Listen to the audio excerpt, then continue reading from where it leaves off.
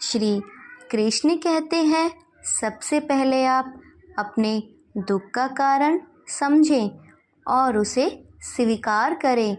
दुख का कारण समझने में मदद कर सकता है कि आप उसे कम करने के लिए कैसे कदम उठा सकते हैं। गीता में यह भी बताया गया है कि आपकी आत्मा अमर है और शारीरिक दुख केवल अस्थायी है। इस तत्व को समझने से आप अपने दुखों को सामान्य कर सकते हैं।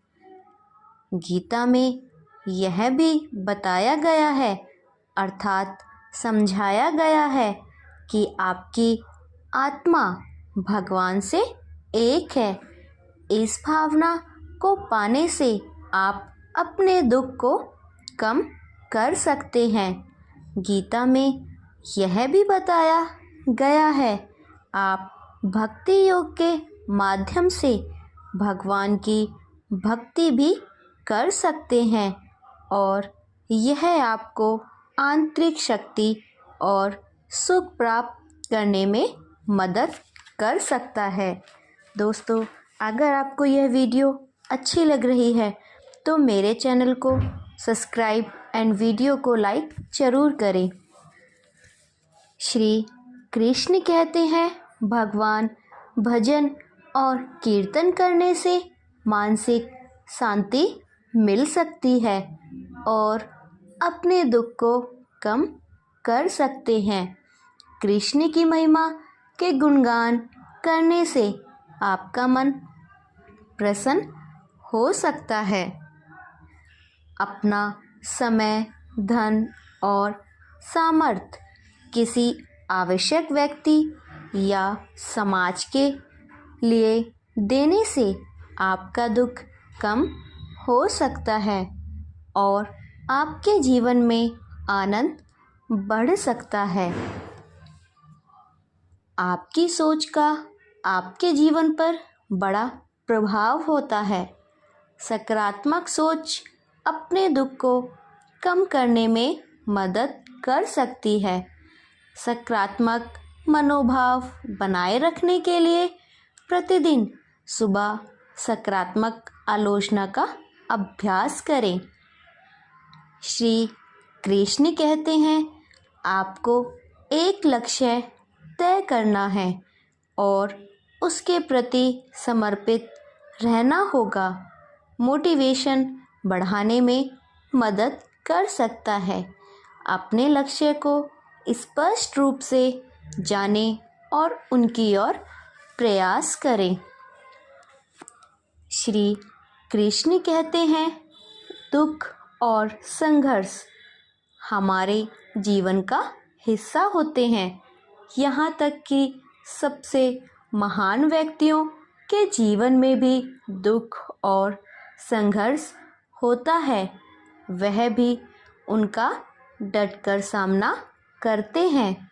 हमें हमेशा यह याद रखना चाहिए कि सच्चा जीवन वो होता है जिसमें हमें अपने दुखों का सामना करते हैं और उन्हें पार कर सकते हैं।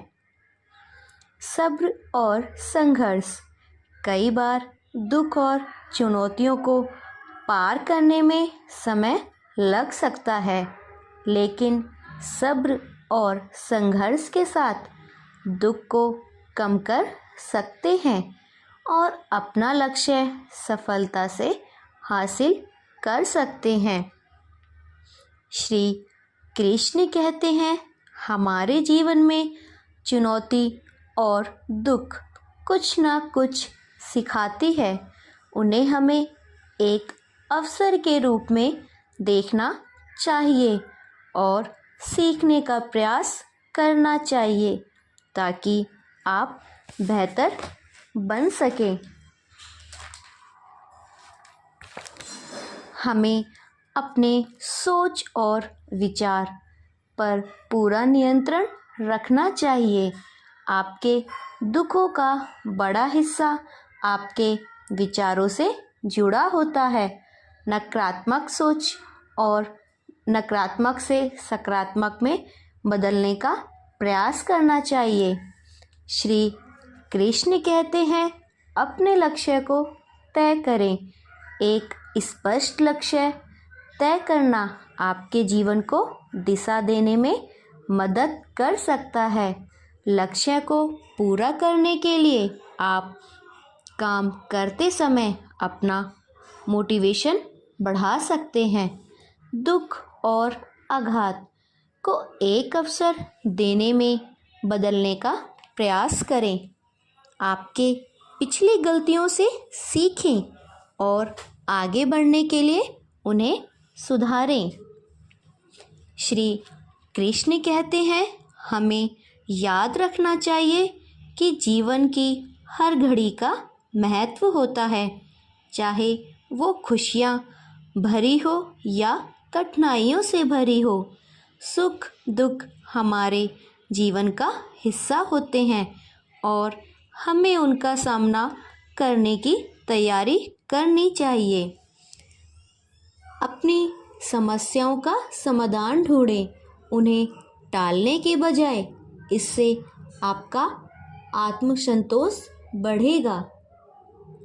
समस्याओं का समाधान करना सीखें। श्री कृष्ण कहते हैं, अपनी समस्याओं का समाधान ढूंढें, उन्हें टालने की बजाय। इससे आपका आत्मसंतोष भी बढ़ेगा। आत्मसमर्पण होना चाहिए।